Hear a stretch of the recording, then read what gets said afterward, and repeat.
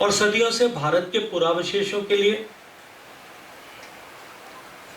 तस्करी, चोरी और चोरी के बाद तस्करी के माध्यम से बाहर चले जाना, यह भारत के लिए गंभीर चुनौती रही है। 1970 में जब यूनेस्को कन्वेंशन इस दृष्टिकोण में हुआ, antiquities and art treasures act 1972 बना, उससे पहले अनेक कलाकृतियां, अनेक ऐसी एंटिक्विटीज और मूर्तियां भारत से बाहर विभिन्न देशों के संग्रहालयों में और निजी संग्रहालयों में पहुंची है। 2014 में माननीय नरेंद्र मोदी जी जब देश के प्रधानमंत्री बने, उससे पूर्व 1972 से लेकर के और 2014 तक मात्र 13 ऐसी एंटिक्विटीज थी जो लौट करके भारत आई या उनको भारत लाने के लिए प्रयास करके भारत वापस लाया गया। लेकिन माननीय प्रधानमंत्री जी के लिए विरासत का संरक्षण केवल मात्र कथन नहीं, ये उनके संकल्प है। और इस बात का प्रदर्शन इससे होता है कि 2014 से लेकर के अब तक जो आंकड़ा 1972 से 2014 तक मात्र 13 तक पहुंचा था, वो आज जो मूर्तियां आप सबके सामने, जो पुरावशेष आप सबके सामने लेकर के आए हैं, उनको मिलाकर के वो संख्या 668 तक पहुंच गई। 668 तक जब पहुंची, उसमें 2 एंटिक्विटीज कल रात में 11 बजे ही भारत में अमेरिका से पहुंची। संस्कृति मंत्रालय, ASI भारतीय पुरातत्व संरक्षण विभाग और विदेश में स्थित भारत के सारे दूतावास और विभिन्न एनफोर्समेंट एजेंसीज, इन सब ने समन्वित प्रयास जो किए, उसके चलते हुए ही हम सब लोग माननीय प्रधानमंत्री जी के निरंतर प्रेरणा, उनके मार्गदर्शन और उनके इस विषय को व्यक्तिगत रुचि लेकर के देखने के चलते हुए हम इस सफलता के आंकड़े को प्राप्त कर चुके हैं। आज जो मूर्तियां हम सबके सामने, आप सबके लिए रखी गई हैं, ये प्रदर्शित 11 मूर्तियों ऑस्ट्रेलिया के भारतीय उच्चायोग के माध्यम से प्राप्त हुई। इनमें से 8 नेशनल गैलरी ऑफ ऑस्ट्रेलिया से और 3 मूर्तियां art gallery of New South Wales से प्रत्यावर्तित की गई हैं, रिट्राइव की गई। इनमें शुंगकालीन टेराकोटा की मूर्तियां, पाला डायनेस्टी के समय की वराह की प्रतिमा, जिसमें भूदेवी का उद्धार करते हुए वराह को दिखाया गया, 11वीं शताब्दी की बोधिसत्व प्रतिमा और भगवान ब्रह्मा की काष्ठ की प्रतिमाएं सम्मिलित हैं। इसी क्रम में आर्कियोलॉजिकल सर्वे ऑफ इंडिया ने अमेरिका के स्मिथसोनियन संस्थान के art of knowing in south Asia museum में रखी गई भारत की 3 महत्वपूर्ण ऐसी पुरा संपदाओं को पता लगाया। आप सबकी जानकारी में होगा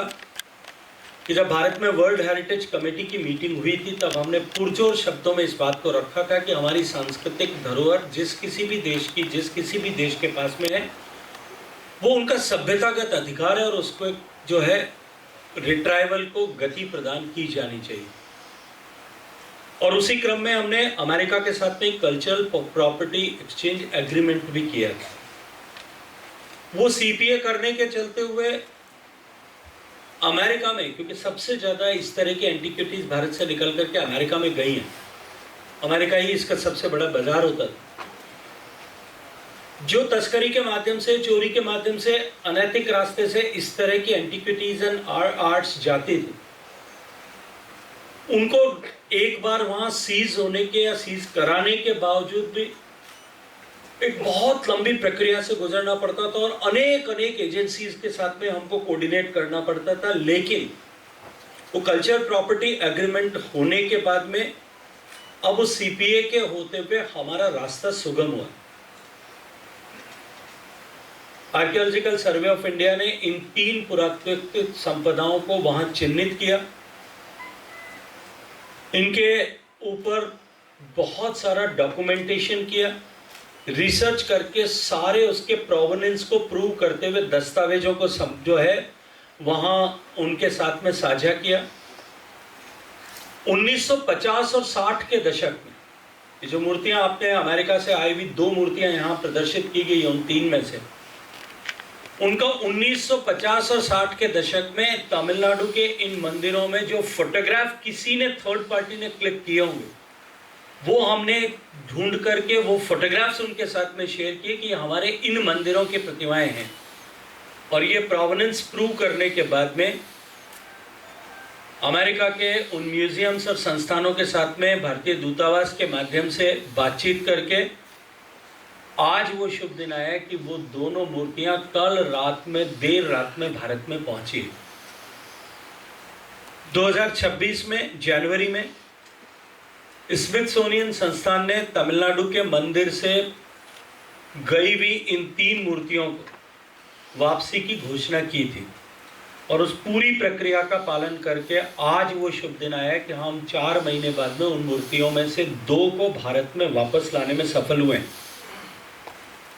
ये दोनों मूर्तियां ये पारंपरिक रूप से मंदिरों में उत्सव मूर्ति के रूप में उपयोग की जाती थी।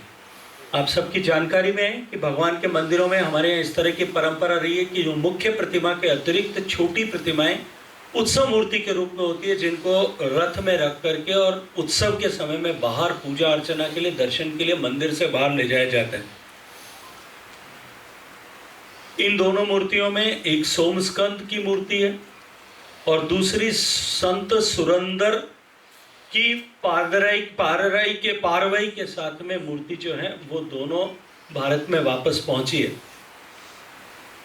इसमें तीसरी इस क्रम में मूर्ति जिसका मैंने उल्लेख किया वो भगवान शिव की नटराज स्वरूप की मूर्ति है, जिसको हमने the art of knowing in south Asia and Himalayas जो प्रदर्शनी अभी वहाँ चल रही है उनके साथ में एक शॉर्ट टर्म एग्रीमेंट किया है कि वो प्रदर्शनी जब समाप्त होगी तब हम उसको वो भारत में वापस लेकर के आएंगे, लेकिन उस पर हमारा अधिकार है ये सुनिश्चित हो गया और ये वापस लौटाना है ये भी सुनिश्चित हुआ। उसको एक शॉर्ट टर्म लोन के रूप में अभी उस प्रदर्शनी का हिस्सा होने के चलते हुए अभी वहाँ रखा गया। शिव नटराज की जो ये मूर्ति जिसकी मैंने चर्चा की है, ये तंजावुर जिले के श्री भव औषधेश्वर मंदिर से संबंधित है, जिसकी 1957 में उस मंदिर में वो प्रतिमा रखी हुई थी। इसकी तस्वीर हमारे पास में थी। इसी तरह से संत सुरंदर की जो पारवई के साथ की मूर्ति बाहर प्रदर्शित की गई है, ये विजयनगर काल की 16वीं शताब्दी की कांस्य प्रतिमा है और ये तमिलनाडु के वीर सोलापुरम स्थित शिव मंदिर में 1956 में वहाँ उपस्थित थी, वहाँ उपलब्ध थी, वहाँ थी। इसका स्पष्ट उल्लेख पिक्टोरियल एविडेंस हमारे पास में था। जो शिव और उमा की प्रतिमा सोमस्कंद की प्रतिमा है, ये चोल काल की 12वीं शताब्दी की प्रतिमा है और ये तमिलनाडु के अत्तलूर स्थित विश्वनाथ मंदिर में उपस्थित थी। उसके प्रमाण 1959 के लिखित हम करने में सफल हुए, उसके चलते हुए भारत में पहुंची है। स्मिथसोनियन संस्थान के अनुरोध पर हमने, जैसा मैंने आपके सामने साझा किया कि भगवान शिव की नटराज स्वरूप प्रतिमा को हमने मात्र 3 साल के लिए उस प्रदर्शनी में रखने के लिए एक लोन की तरह उनके साथ में अब साझा किया है। उसके बाद में वो प्रतिमा वापस भारत लौटेगी और उसको रखने के पीछे भाव भी ये था, उद्देश्य भी ये था कि उस प्रतिमा की उत्पत्ति से लेकर के, उसके प्रारंभ से लेकर के उसके वापसी तक की यात्रा को जो है हम पूरे विश्व के सामने प्रदर्शित कर सकें और साथ साथ में जिस प्रामाणिकता के साथ में हमने रिसर्च बेस्ड एविडेंसेस जो प्रोवाइड कराए थे, इस तरह की गतिविधियों को और अधिक प्रोत्साहन मिले, इस दृष्टिकोण से उस मूर्ति को 3 साल तक वहाँ रखने का अनुमति, लोन पर देने की अनुमति दी गई। इसके साथ साथ में जिस सीपीए की हमने आपके सामने चर्चा की, उस सीपीए के चलते हुए अमेरिका की लीगल इन्फोर्समेंट एजेंसीज ने भारतीय मूल के 657 एंटिविटीज को जो उन्होंने विभिन्न स्थानों से सीज की थी, उनको भारतीय दूतावास को इनके अतिरिक्त भारत जो ये 668 मैंने आपके सामने चर्चा की, इनके अतिरिक्त 657 एंटिविटीज को और सीज करके भारतीय दूतावास को ऑलरेडी हैंडओवर कर दिया, जिनका इवेल्युएशन करके उनको पैकेजिंग करके उनको भारत लाने की प्रक्रिया और उसको भारत लाने पर होने वाला खर्च, क्योंकि एसआई को करना है, उसकी स्वीकृति हमने ऑलरेडी अमेरिका में भारतीय दूतावास को दे दी। भारतीय पुरातात्विक संरक्षण के पास में वो आ जाने के बाद में हम उनका डिटेल्ड एग्जामिनेशन करके और उसके साथ साथ में उनकी प्राचीनता प्रामाणिकता का सारा जो है वो परीक्षण करके और फिर एक बार फिर आप सबके सामने उसको डिटेल में आप सबके सामने एग्जिबिट करेंगे। भारत के पुरातत्व अवशेषों की भारत में इस तरह की वापसी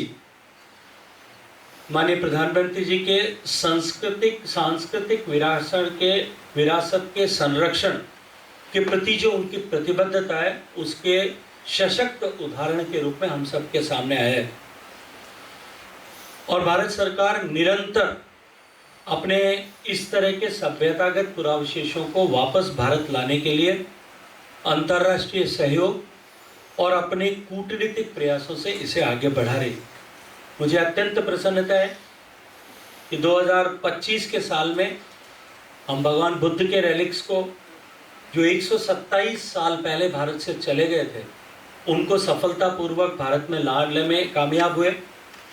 न केवल लाने में कामयाब हुए, आप सबके सामने हमको एग्जिबिट किया। लाइट एंड लोटस एग्जीबिशन जो उसका पिछले लगभग 4 महीने से चल रहा है और अब तक 2 लाख से ज़्यादा लोगों ने और देश की अनेक बड़ी हस्तियों ने उसको जाकर के, प्रधानमंत्री, राष्ट्रपति सहित सब ने जाकर के उसको देखा है। और मैं गर्व के साथ में कह सकता हूँ कि उस एग्जीबिशन को जो भी देख करके आया है, उसके मन में अपने आप को भारतीय होने के प्रति एक गर्व की अनुभूति उसको हुई है। तो ये वर्ष और ये कालखंड भारत के लिए भारत से बाहर गए पुरातात्विक अवशेषों को वापस भारत में लाने के दृष्टिकोण से अत्यंत महत्वपूर्ण कालखंड और गोल्डन एरा के रूप में है। मैं आप सबको धन्यवाद देते हुए कि आप सब आज यहाँ इस महत्वपूर्ण अवसर पर आए